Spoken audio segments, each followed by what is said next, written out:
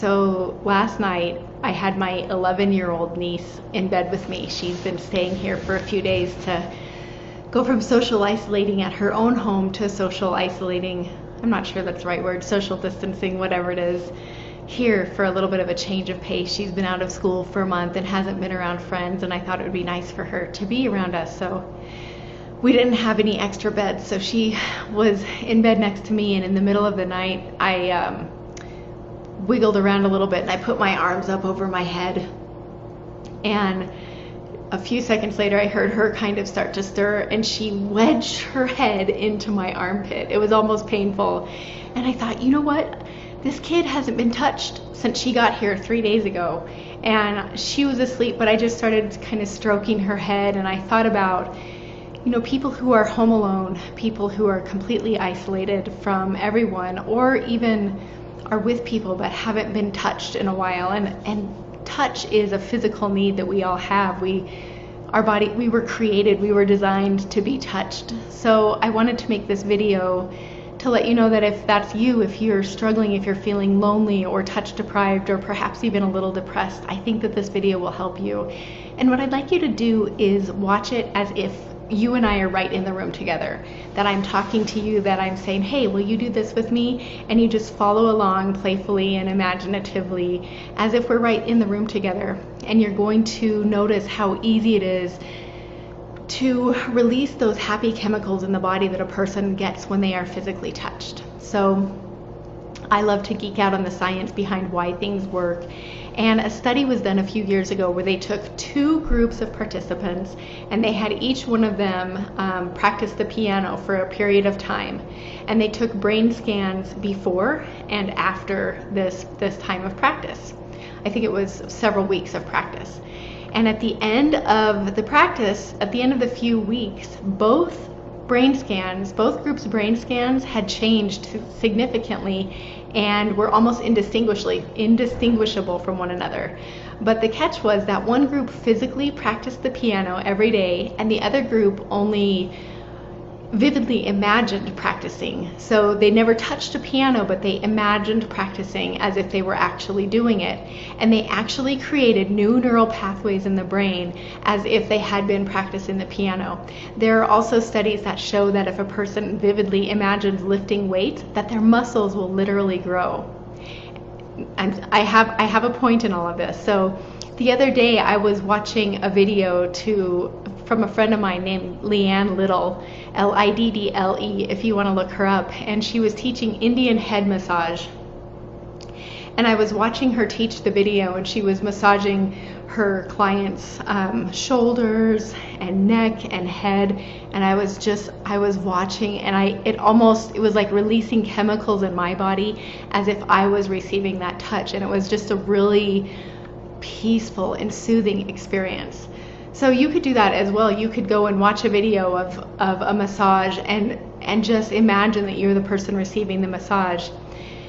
There's also a study that shows that people who have pets and they just pet their dog throughout the day actually live longer, that they are more healthy because of the positive chemicals that are released in the body when you pet an animal. So if you're not able to pet an animal or do any of these things, I want to show you something called havening. And I am brand new to this. I have actually just discovered this myself. So if anyone watching this is an expert, feel free to post comments below and let me know how I can teach this better. One of my kids just opened the door and I'm distracted. So, but I'm gonna teach you this, and what I'd like you to do is follow along with me. And before we start, I just want to make you aware of, like, look out in the room that you're sitting in right now or wherever you are, and just notice that everything has its place. Perhaps you have a sofa and it's in a certain place in the room, a TV, a lamp. You look out the window and you can see that each tree has its own place. Well, our emotions all have their own place in the body as well. And sometimes you have to kind of be imaginative and make this up as you're looking for them. But what I'd like you to do is I'd like you to think about any unpleasant emotions that you've been experiencing over the past few weeks. Perhaps it's loneliness, boredom. Boredom is an emotion. Perhaps even depression, or just like feeling touch deprived.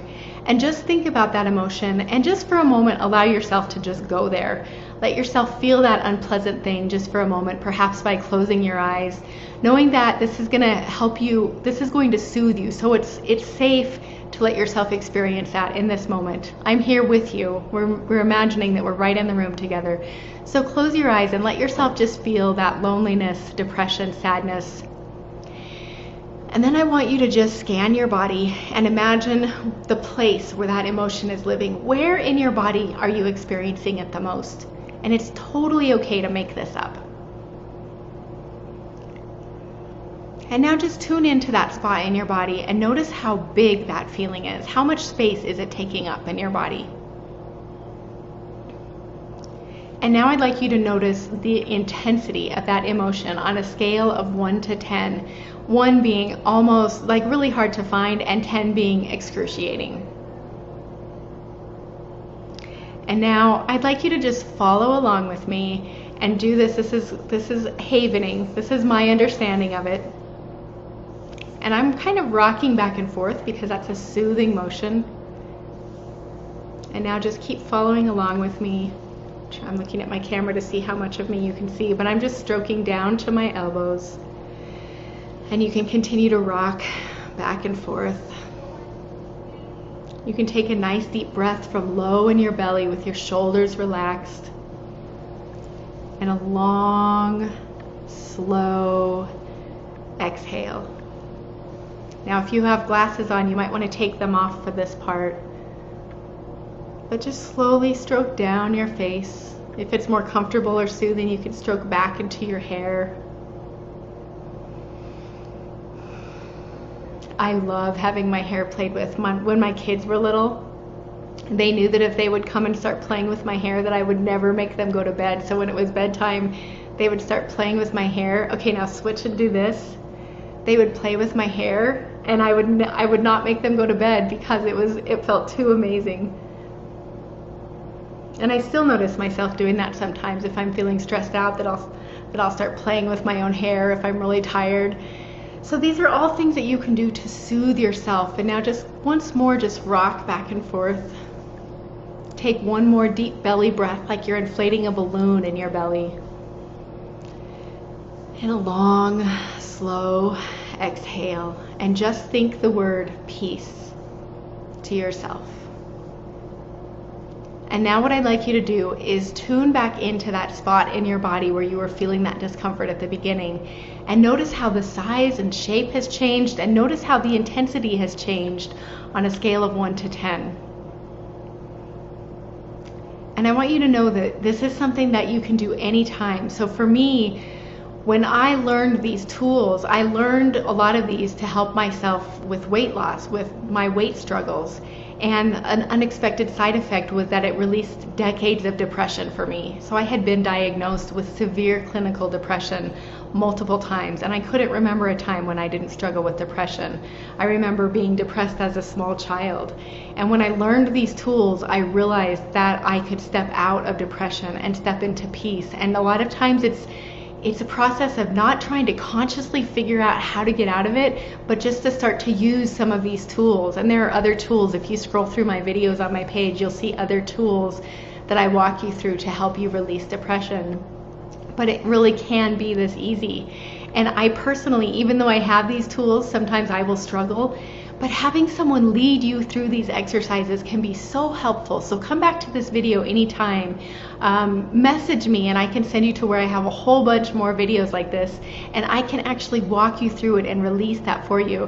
And I have my laptop over here so I can see that people are sending comments, and I can't respond right now, and I see lots of people joining, 17 people here. So I just want to acknowledge you and thank you for watching. Thank you if you're watching the replay. Reach out to me anytime. And then I wanted to talk to you about something else. And you know, I am really fortunate. I am quarantined with a couple of my kids and my little niece and my daughter's dog. And so I'm surrounded by love, and I'm aware that there are people in different situations, people that are really struggling, people that are worried about loved ones, and people that are feeling a sense of desperation or perhaps fear or a deep depression. And so I really want you to know, if you're watching this, I am talking to you, or if you know someone else who might need this, please reach out to me if you're feeling desperate, if you're feeling at the end of your rope, if you're struggling. My heart goes out to you, and I want you to know that I'm here for you, that I have tools that can help you, and that I understand what it feels like to be where you are, and I promise you there is hope. I promise you that it's going to get better. It feels really scary right now. It might feel really hopeless right now, but things are going to get better. And then to lighten things up a little bit, I want to give you a completely random a random fact of the day that has nothing to do with hypnosis, that has nothing to do with havening, that has nothing to do with loneliness or depression.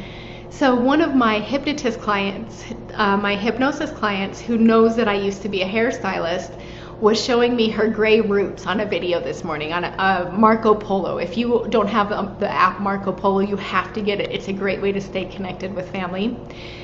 But she was showing me her gray roots, and she said, my hairstylist says not to color it because the box dye will ruin my hair. What should I do? And I said, okay, the box dye probably won't ruin your hair. So this is a tip for anyone who has gray roots and who's desperate and who wants to put box dye on your hair. Don't do it, and here's why.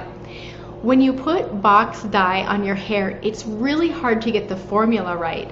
So if your hair is like a light brown right now, and you put what you think is going to match on the roots, there's a really good chance that it's either going to be way too dark or that it's not going to actually cover those grays. So as your hair grows out, you're going to have, I mean, you can see my roots. I'm not sure how well you can see them on this video, but they're like this long. You'll have this patch of hair that as it grows out just moves down, so you're going to have an entire band of hair that's too dark or never got the gray covered as it grows out, and it's never going to blend properly. And it's really, really hard to get that dark color out. So if you decide to do it, go light. It's much easier to correct something that's too light than too dark. And if you can wait, know that it's going to save you a ton of money and time in the long run if you just go ahead and let those grays grow out a little bit. We're all at home anyway. And I know when I was a hairstylist and I did corrective color, so someone who put box color on their own hair, I charged $80 to $100 an hour to correct that color for them, and it was usually a 5 or 6 hour process. So you will be saving yourself lots of money and time in the long run if you let that color stay on your hair. So that's my random fact of the day. You are beautiful. It's what's inside that counts, and even us hairstylists have the roots going on. I hope you all have an amazing day. Reach out to me anytime. Let me know if you have questions. Let me know if you like this video, and I'll make more of them for you.